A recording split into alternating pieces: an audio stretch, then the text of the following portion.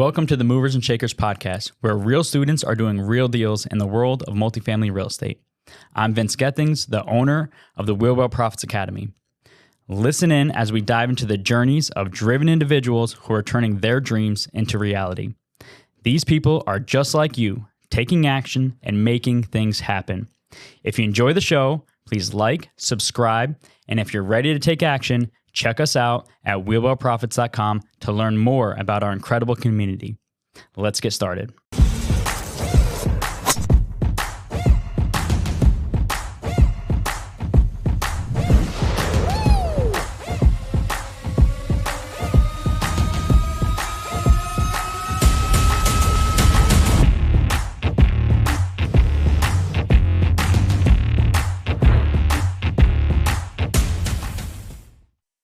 Hello and welcome to the Movers and Shakers podcast. My name is Gino Barbaro, co-founder of Jake and Gino, multifamily investor, educator, father, and mentor. With me today is Brady Pratt. This is a special guest, everyone. 25-year-old multifamily investor and licensed realtor. Brady started selling real estate to build his network. Since 2019, he's been able to grow and scale a remarkable portfolio along with his partner, Dom, by purchasing mismanaged properties, aka mom and pops, without syndicating or using private money. And they haven't looked back since then. Welcome to the show, Brady. How you doing, brother? Good, man. Good, man. Thanks for having me. Talk to me. Give me your story. Why real estate? Yeah, so obviously I'm relatively young, so let's start with high school. Right after high school, I enlisted in the Marine Corps, did that thing. I had no idea what I wanted to do with my life. I got out in 2019. And somewhere, I guess it was bored on deployment or bored on ship, I started reading books. I found Bigger Pockets. I saw Grant Cardone, that caught my interest. And so I started learning as much as I possibly could. I knew I wanted to buy apartments after I got out, but I didn't know how I was going to get there. So I saved enough to buy a single family house in a college town. So I did that. Wouldn't recommend that to anybody. It was a horrible experience. They stayed for a year. I got tons of phone calls, tons of complaints, and it cost me about $15,000 to get that unit turning for the next tenant. So after that, I got licensed as a realtor. I started selling. That was good because I got to build my network. I got to meet with several lenders, attorneys, and then I got to see some really good deals. That gave me a constant funnel of, oh, you want to buy that? That's a great price.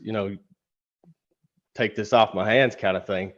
And I was more than happy to do that. So that put me in a good position.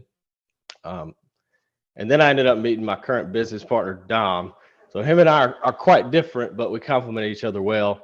So he's in his 60s, French guy. He immigrated to the U.S. when he was younger. He's been working in banking for a long time. So he had a pretty high net worth. He had a lot of money, but he didn't have a lot of time because he was still working full time. So I was younger. I could go and find these deals. I could hire all the subcontractors, make it happen.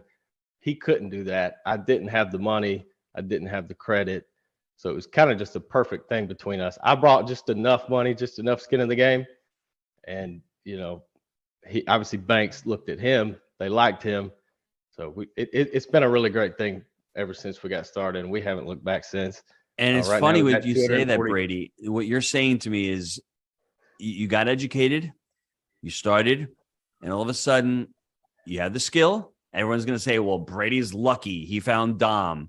There's no such thing as luck, everybody. It's hard work. And when you get out there and you're able to add value to somebody, that person is going to be attracted to you. So you're giving as much value to Dom as Dom is giving to you. He may not have needed you as much as you needed him in the beginning, but now you're creating a nice little empire with the two of you.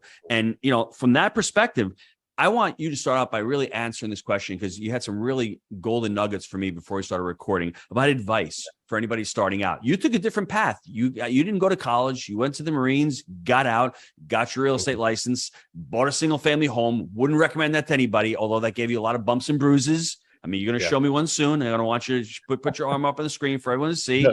Don't do your own plumbing work. That's it. Real estate's a contact sport, everybody. For those of you out there, especially people who have the I'm a mentality, I'm going to do this, I'm going to do that. But Brady, let's really start out by sharing with the listeners. Give me some advice on anyone listening to this going, well, he's 25 years old, so I can't say I'm too young. He didn't start out with any money. Can't say that because he had very little money. He didn't have that much experience. You've probably objection blocked every objection there is out known to man and woman. How do I start in this business? So first and foremost, I'd say educate yourself, because you need to know exactly what you're looking for and what a good deal is, what market you're trying to be in, so that when that smoking deal does come across your desk, you're in a position to jump on it, Mm-hmm. And two, like for me and Dom, if I didn't know what I was talking about, obviously he wouldn't have had the faith to partner with a 25-year-old, mm-hmm. So you at least need to have that knowledge base of, I understand this asset class, these are our goals. This is where we're going, and we established all that before we ever partnered on a deal. We knew we want to buy B and C class multifamily in this region. This is how this is going to work. These are the cap rates we're looking for. We had a certain DCR we were looking for. We had a certain cash on cash return we were looking for. And if I didn't know what those things were, that opportunity never would have been available to me. So I would say you have to start with education. I mean, that's by far the most important thing. And then, yeah, go ahead. Are you going to say something? I was just going to say, I'm thinking about that and you're discussing it. I want to ask this question right now because you're high level before you even joined the community. You had, 100 doors plus before you joined. What were the pain points that you were experiencing before you joined Jake and Gino? Management, for sure. Management has by far been my largest struggle. Got to give a shout out to Jennifer Outland. She basically sent me everything that Rand does, and I've been able to rip off and duplicate that for our business. And that has saved me more money, saved me more time and more headaches than anything. I didn't think that self-managing would even be a possibility for us until I talked to Jennifer and, some other members in the community. And that's paid off massively. So that's probably the biggest thing that I've gotten from Jake and Gino.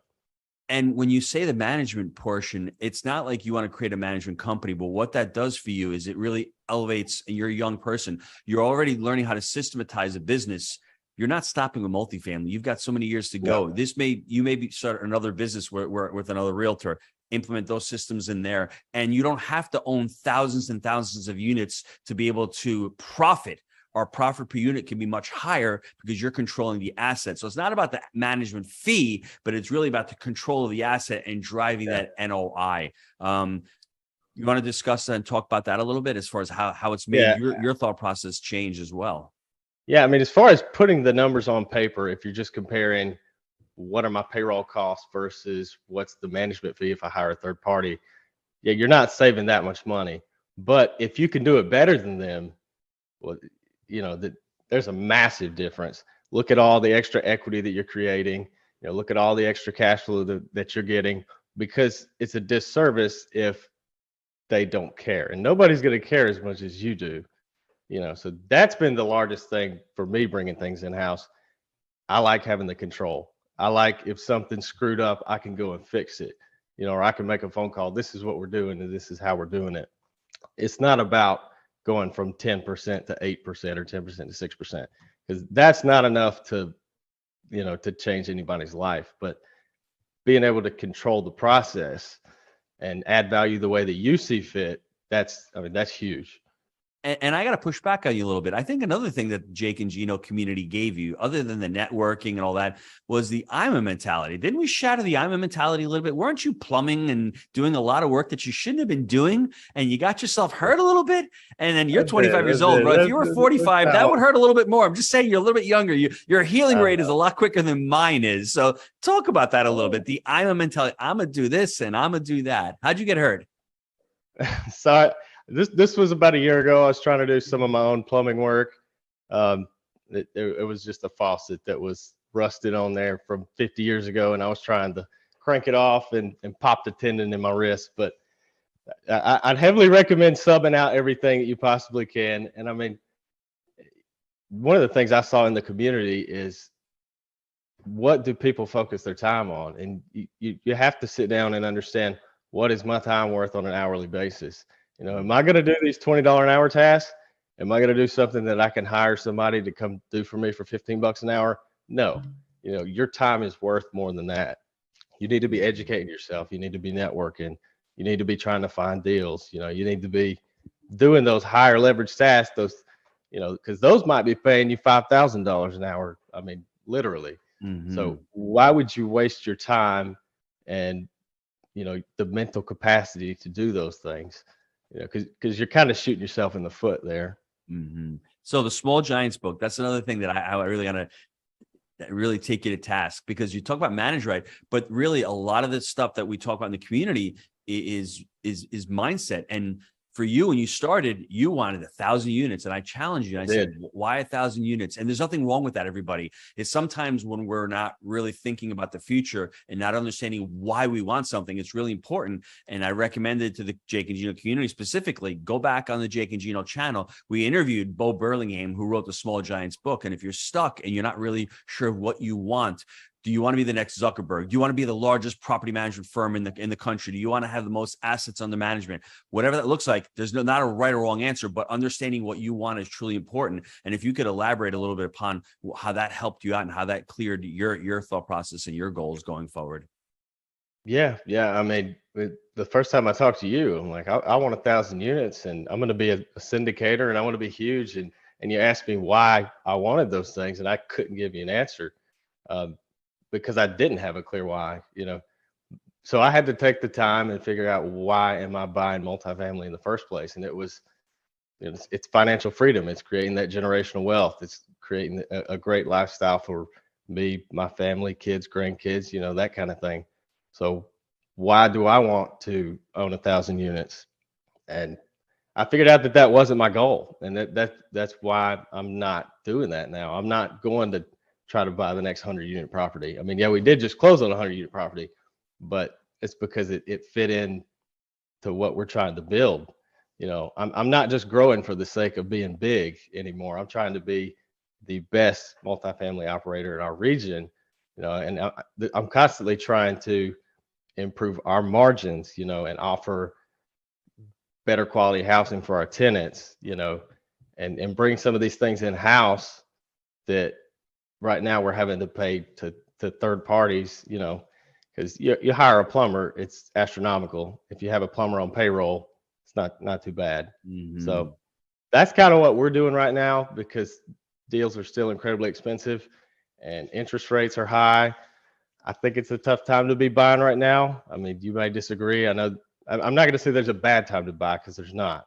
But for where we're at in our business, we're trying to shore things up. Let's get all the units that we're rehabbing done. Let's bring some of these things in-house that we're having to pay astronomically for, and let's try to establish a system for deal flow, those kind of things. So Miss Jen, I got to give her another shout out. Then Miss Jen give you a lot of clarity on that. Now is not the right or wrong time to buy, but it may be the wrong time for Brady to buy right now, because he's got a lot of meat on the bone. He's rehabbing these units. The quicker you can rehab them, the quicker you can push up your NOI, the quicker you can go out and either reposition and sell the asset, or in your case, you're probably going to refinance the asset. So sometimes wherever we put our focus on it may be a singular focus, and there is no right or wrong time in the market to buy. You just have to know the type of asset you need to be buying in that part of the market cycle. There's the 3 pillars of real estate. Once again, it's the market cycle, the debt, and the exit strategy that you need to really pull together and to be clear on that. But, what did Miss Jen say to you as far as, hey, maybe you should be working on this part of your business? Yeah, I mean, it's just that you can't be a perfectionist, and like, as far as real estate goes in general, nothing is going to be perfect, and you're never going to get the perfect property in the perfect location at the perfect price with the perfect financing. If you try to do business that way, you're never going to grow. So you just have to start at some, it doesn't matter. I'm not going to say it doesn't matter where you jump in the market cycle, because it definitely does, but there's not a bad time to start. Because you need to start learning, you need to start building the relationships, you need to start building the systems, if you never start, you're never going to grow. Mm-hmm. So Tony Robbins says that. He says, if you think I should do this and I should do that, you're gonna should all over yourself, basically. And that's what it comes down to. And that's really that's really, really important. Now let's talk about the 100-unit deal you just closed on, because I mean, it's a sizable deal, and that's not where you started. I always tell students, think big, start small. Because if you're thinking about, I need to buy a 100-unit property, but you really don't think you can do it, your behaviors are belief driven. So if you believe you can't do that in your subconscious, you'll never hit that 100-unit. Start small. And you had started small. You had done smaller properties. How did you find this 100-unit property, and why was it so attractive for you to buy it? Okay, so Dom and I established what our goals were, and we wrote like a 6-month, a 1 year, a 3 year, a 5 year. We hit our 5 year within 12 months. I had no anticipation of that happening. I mean, it's crazy, but the reason that we bought that deal is because we were so easy to work with a previous property that we bought from the same seller. We ended up buying every single property that he owns, and it was because we weren't difficult to work with. We did what we said we were going to do. And so one day he called us up and was like, hey, I'm going to sell you these 2 properties at this price. Do you want them or no? And it was an easy decision because it was a great deal. I mean, it was 97 units for 2.85, which is absurd.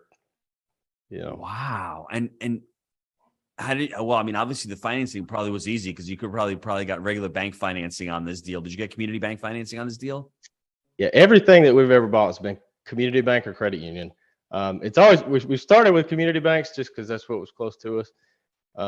Finally, we found a credit union who is smoking community banks as far as the rates go. I mean, they're about 1.5 points better. So, and that's why I sent that list of credit unions out to everybody in the community that asked for it. If you didn't get it, shoot me an email. I'll be happy to get that to you. I mean, I would heavily recommend contacting a credit union that works within your state or in your region, and see if they're heavy on commercial real estate. It's saved us a lot of money.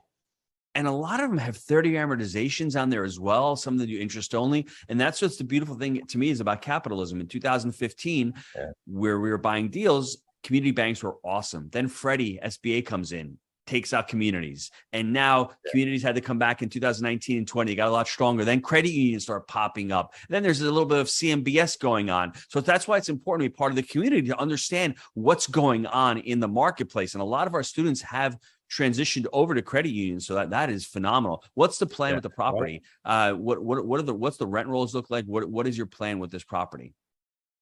So the rents are definitely under market.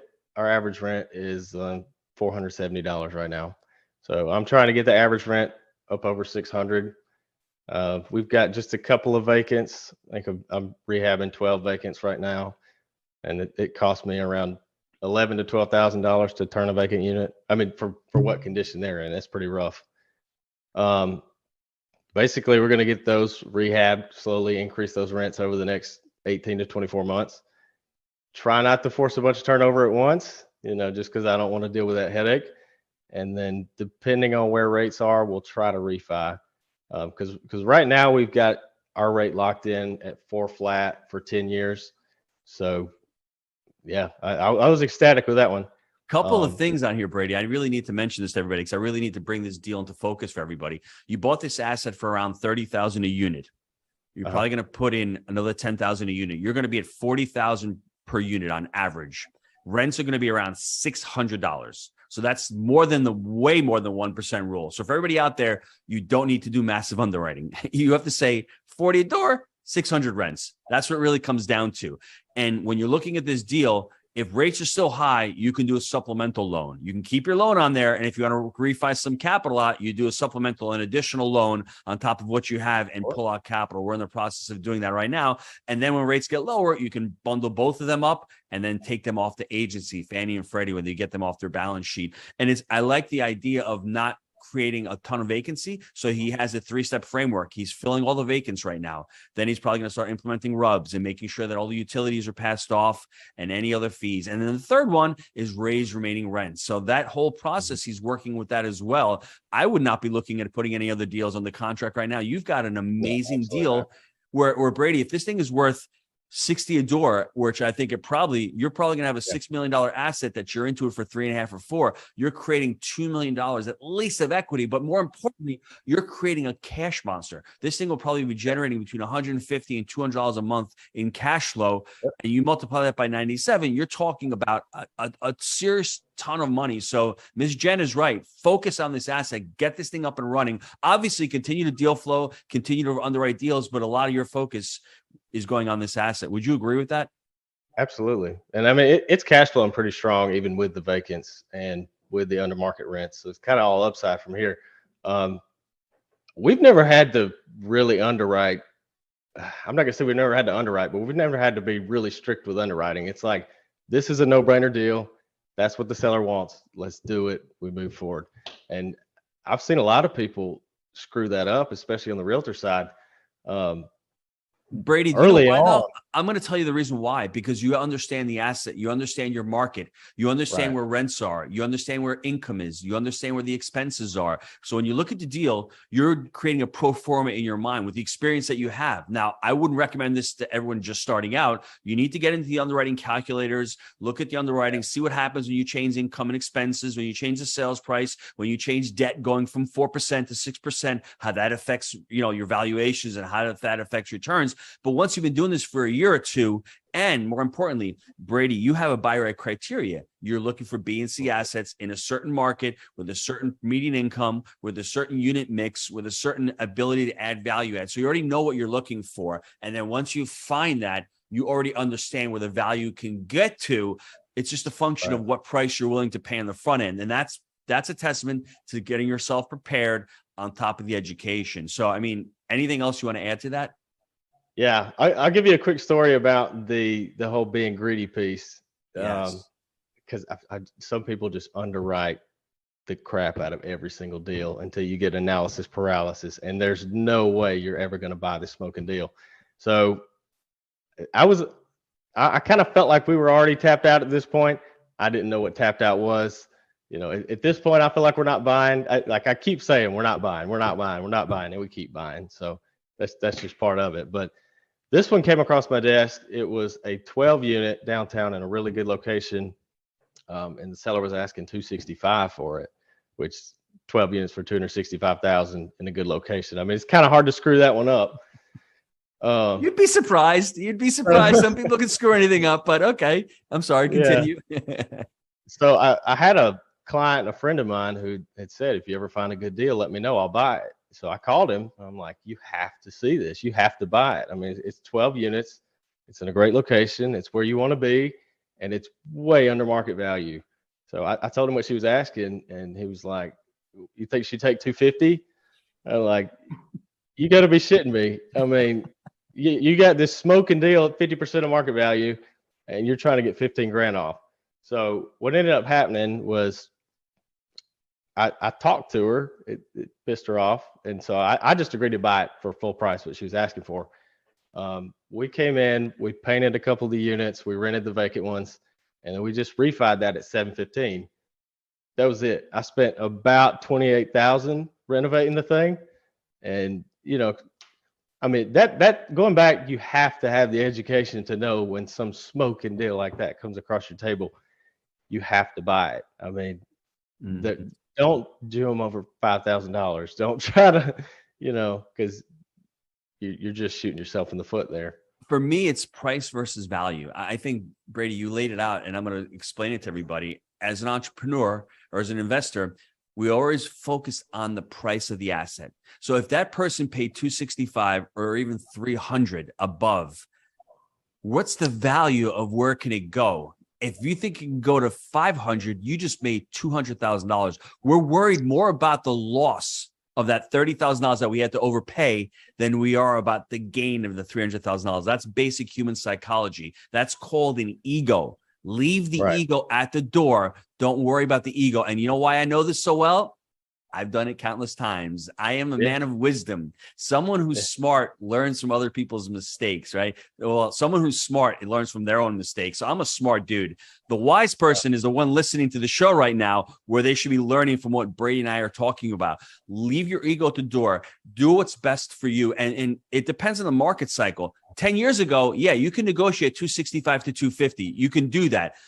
But now in this part of the market cycle, when you get a smoking deal and you see the price is right, maybe you don't want to seem so gung ho for this and tip your hand by saying, oh, 265, that may be a little bit of a stretch, but let me go take a look at it. Okay, let's agree upon it. I mean, that's maybe the tact you take, but you can't negotiate something like that in this part of the market cycle. And the education will tell you that. Now, as deals start trading down, and the assets are starting to get a little expensive, maybe there's a little wiggle room, but don't hesitate on those amazing deals. Do you want to add anything to that?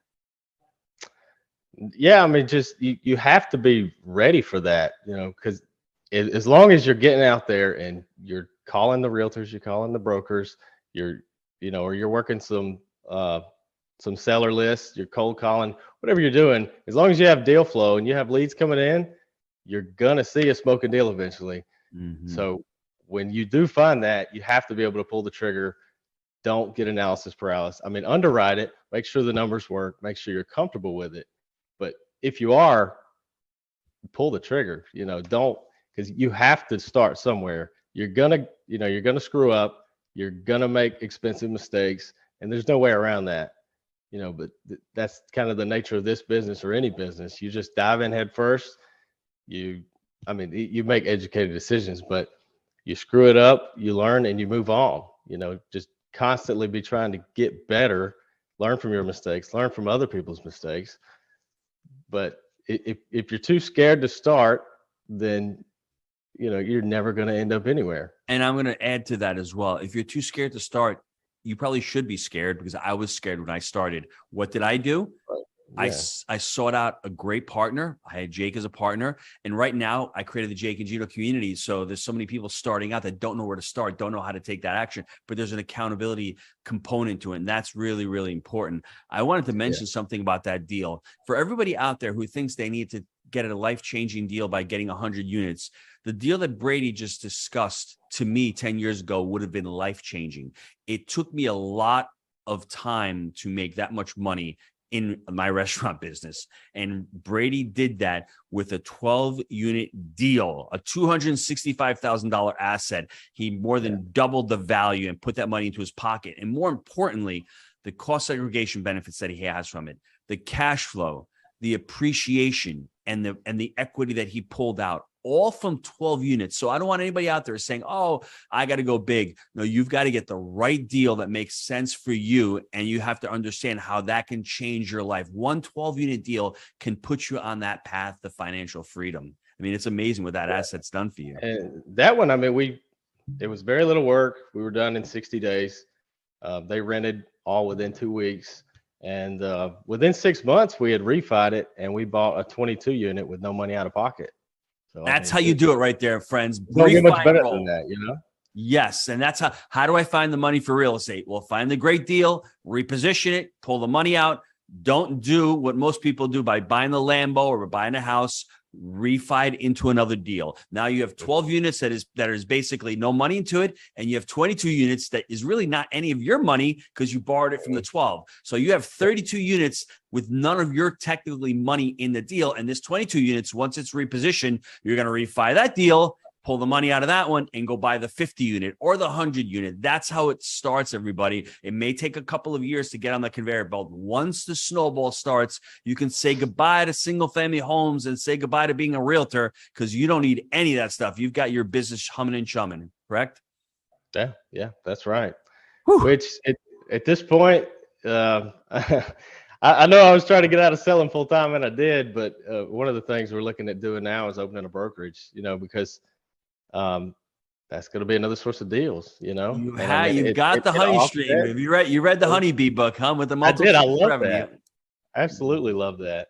Mm-hmm. And I've already got the staff running a property management company. Why don't we just hang that under the same license and do that for other people? Mm-hmm. And that may result in more deals. And let me ask you, let me put this out for everybody. Brady didn't come on here and said, you got to start with 100-unit deals. What I love about the story is he started out small. And in a couple of years, that's all it takes, everybody. All of a sudden, you start scaling up and learning the systems and learning how to do it. You've got the investment property. Now, all of a sudden, he's got a property management company that's throwing off revenue as well. So he's got 2 streams of revenue going on. All of a sudden, he may say to himself, I'm going to open up a brokerage. The brokerage is another stream of revenue. And I know Brady, in the back of his mind, he's saying, I got to get this CapEx crew going. I got to start doing my own flooring, my own construction. That's another one. See, I can read minds. I'm really good at this, aren't I? So he's already got that going. And give him a couple of years, he's going to say, I need to open up a title company as well. And maybe bring some accounting person in here as well, correct? It's like multifamily that's the main thing. That's the big river. I mean, that's the one that's going to create all the wealth, and change our lives the most. Everything else is just, this is something we got to pay for. We've already got the systems. It wouldn't be that much of a headache to plug this in. Let's make it happen. Let's cut our cost here and maybe kick a little extra revenue off of that as well. So you have that main river. So your mindset is so amazing because you have that main tributary. And what you're doing is that's the main tributary. I'm always going to focus on this, but I have these other little tributaries on the side that can feed into this main one, make this main one even bigger. But these little ones one day may get to be pretty big as well. And I may be able to one day sell off my construction company, or I may be able to sell off the property management company, or I may be able to sell off another one. But in the same time, I'm creating value. I'm adding another business. I'm adding another stream. And it's always feeding the most important one, which is the legacy one, which is the one that's giving me the tax benefits, which is giving me the cash flow and the growth. I love that. Yeah, absolutely. And as far as for us, for our business, for the timing aspect, that's the best thing we could be doing right now. Let's start reducing our expenses while we're running all this CapEx, while we're renovating all these vacant units.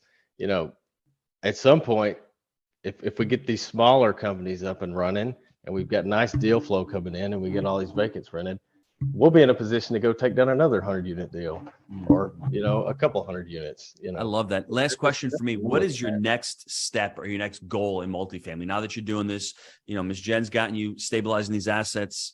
I mean, you said you hit your 5-year in a year. So I mean, you're going to hit your 10-year 2 years. What does that look like for you? Geez, I guess we need to sit back down and rehash out our goals. I mean, it's a good problem to have, but that was just a year ago that we wrote out all our 3-year, 5-year, so at this point, shoring up everything is my main priority, and getting the brokerage and the management company up and running. And, from there, I think we'll jump back to growing our multifamily portfolio. Obviously, if a good deal comes up, I'm going to buy it. We're going to buy it. So, I mean, you're not going to turn those things down, but that's primarily the focus right now. And it's funny you say that, because you're a deal junkie, like most of the people in Jake and Gino community. If there's a deal, you'll figure out a way to make it happen. But the growth and the systems are already there for you to say, okay, if this deal comes, I can't say no to it. You already got people and deal flow coming to you, but you know what your singular focus is. A couple of big takeaways, everybody, for me, is if Brady never started, he wouldn't be talking about 100 units plus. He started in a hot market. Everyone's saying, oh, the market's hot in 2019, 2020. If he had said to himself, oh, the market's too hot, I'm going to wait till the market slows down, he'd be in a much different situation right now, because now the economy is slowing down. And I think now is just as good a time as any to start, because now you're going to have opportunities from operators who have been operating properly. Now you're going to have motivated sellers that all of a sudden bridge debt is burning off, or their debt is resetting. They have to sell. So everybody out there has to figure out what their goal is and why they're getting into this vehicle, and just decide to start. That's the important thing. Brady, where can the listeners get a hold of you? Yeah, so you can message me on Facebook, Brady Pratt, or you can email me anytime. It's Pratt, or it's Brady at prattre.net. Sorry, I have like 5 different email addresses. It's hard to keep up with them all. And I'm not the most tech savvy. I screwed up the Zoom thing trying to log on here. Well, that's where we're kindred spirits. I'm a spaz like Brady. I haven't broken anything lately, but as you get older in life, you just got to be a little bit more careful. And as far as being tech savvy, I can barely turn the computer on. Brady's even less than me. So the moral of this story is you don't have to be a genius to be really good in real estate. You just have to figure a few things out, take massive action. And as Napoleon Hill likes to say, it's really about persistence. It's about persistence, putting a plan in action, being persistent about it, having those goals and that vision of what you want to try to achieve, and then taking constant action every little single day. And then obviously leveling up, because I don't think Brady needed Jake and Gino's education to get to where he is, but I know for sure that he's going to need it, and it's helped him to get to where he wants to ultimately go. And that's really important, being able to shorten that learning curve and give him some ideas about his clarity about what his vision wants to look like. Now, I just want to thank him for coming on the show today and just sharing his insights. And for anybody out there that they're too young, they don't have enough money, they're not really sure, after this podcast, I really hope that he's inspired you to look within yourself and say, if Brady can do it with a broken arm, not being able to get on Zoom, then I can do it. That's right. That's right. Anything else to add before we sign off? No. I think that's it, man. I really appreciate you having me. My pleasure. If you guys, anyone listening on the show wants to be the next Movers and Shakers guest, just email us at michelle@jakeandgino.com. If you like the show, just leave us a review at Jake and Gino. And I just want to thank Brady once again. Made my day today. Everyone out there, let's go out. Let's make it happen. Thanks, Brady.